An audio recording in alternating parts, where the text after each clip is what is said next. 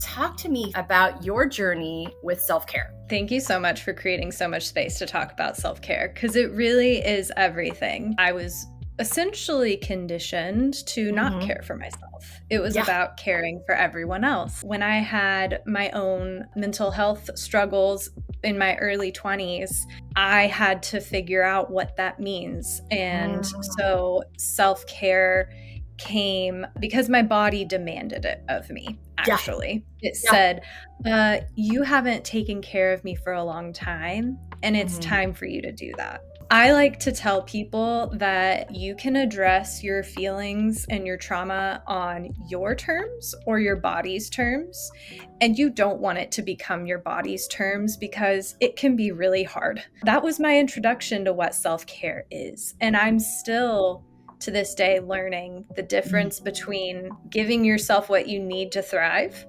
and actually caring for yourself.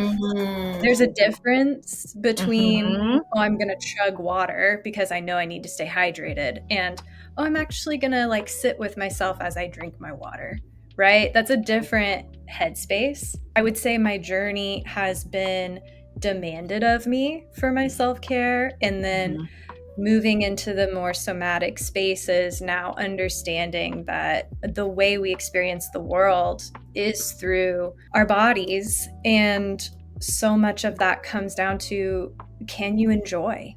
Can you find pleasure?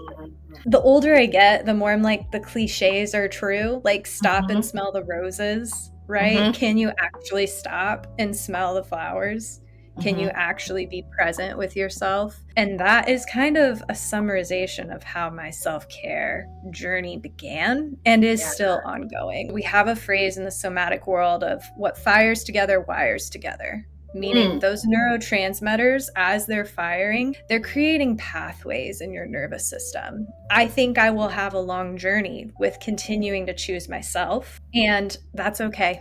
I know when I started my journey, and I started it a lot later than you did in life, but I had this idea, I'm going to go in, I'm going to do this for 6 months, and I'm going to move on with my life. And that's how it's going to be. And it was like, oh, no. That is not how it's going to be. This is just the beginning.